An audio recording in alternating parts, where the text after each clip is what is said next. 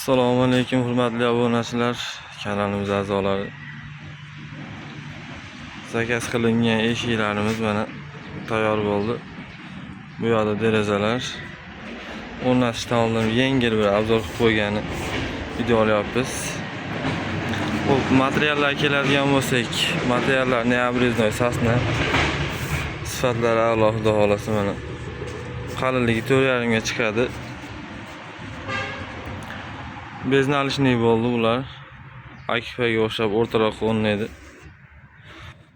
Xo'p, bu yerda hozir ikkita bir qanotli eshik hamda ikkita ikki qanotli eshik. Bu yerda 3 qanotli deraza, yakkali derazadan ikkita. Xo'p. Ichkarida mana 5 qanotli deraza. Xudo xolasa olib borib o'rnatib katta obzorni qo'yamiz. Kuzatishda davom etinglar. Kimga shunaqa yog'ochdan eshik, deraza, darvoza kerak bo'ladigan bo'lsa, aloqaga chiqib olasizlar. Nomerlarimizni qoldirib qo'yamiz.